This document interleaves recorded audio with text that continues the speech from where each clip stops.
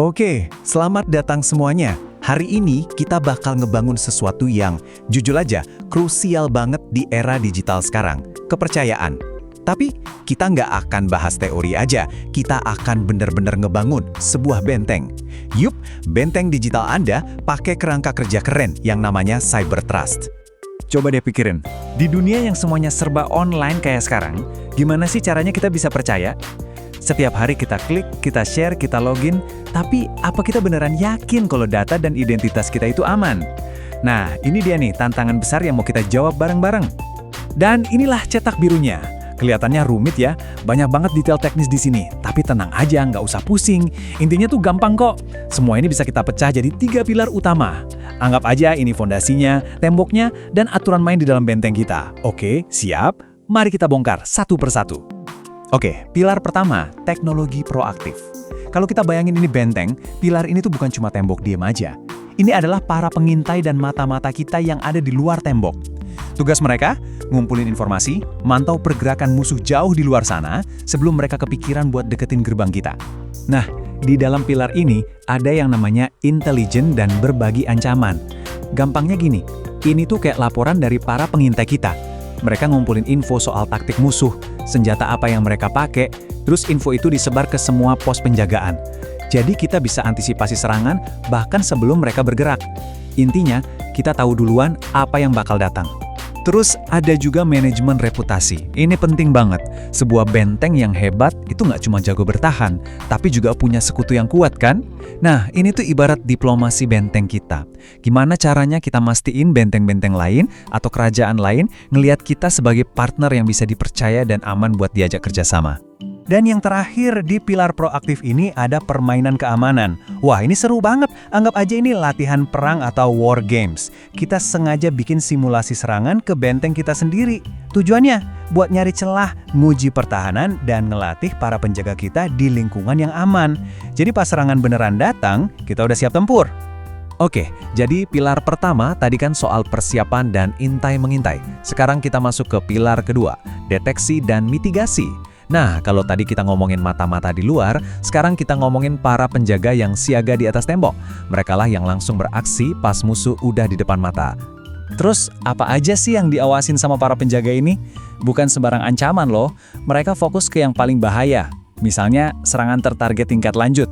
Bayangin aja ini kayak pembunuh bayaran digital yang emang didesain khusus buat nembus pertahanan kita. Atau serangan infrastruktur jaringan, yang tujuannya bukan cuma nembus, tapi ngeruntuhin fondasi benteng kita dari dalam. Gimana caranya mereka bisa ngeliat semua itu? Lewat visualisasi jaringan. Ini tuh persis kayak peta perang raksasa di ruang komando. Di peta itu, kita bisa lihat semua pergerakan, baik itu warga kita sendiri atau penyusup yang mencurigakan, di seluruh area benteng secara real time. Jadi, sekecil apapun penyusupnya, pasti ketahuan. Nah, pas penjaga ngelihat ada serangan, ada 2 hal penting yang langsung dilakuin. Pertama, mitigasi. Ini tindakan darurat. Ibaratnya langsung nutup luka biar pendarahannya berhenti. Atau mademin api sebelum merembet.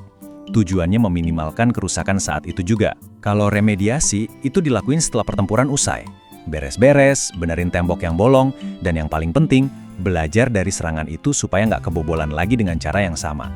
Dan bagian penting dari remediasi ini adalah pengumpulan bukti forensik. Pikirin aja ini kayak tim CSI-nya benteng kita.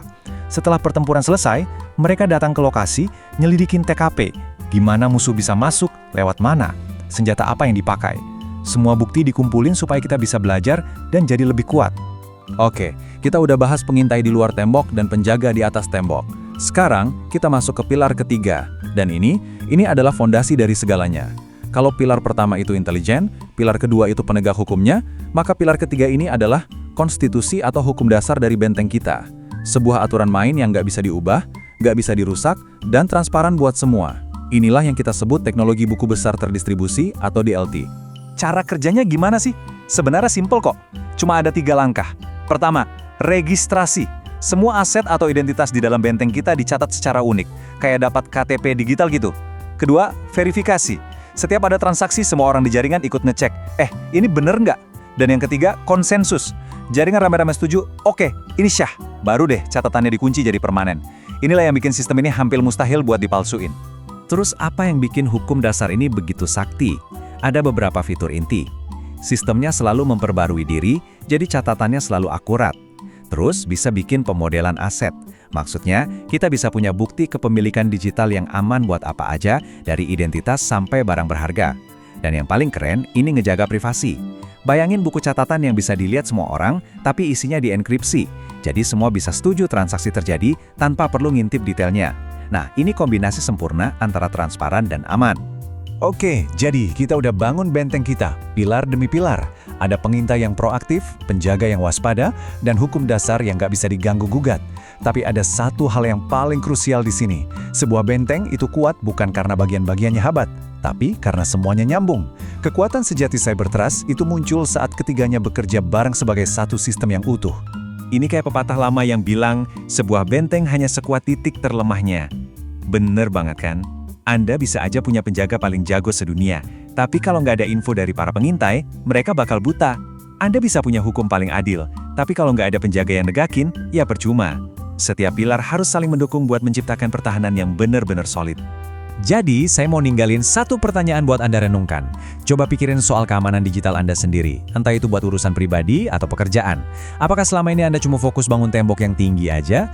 Atau Anda juga punya pengintai di luar sana dan hukum dasar yang kuat di dalam? Coba tanya ke diri sendiri, seberapa kuat ketiga pilar benteng digital Anda?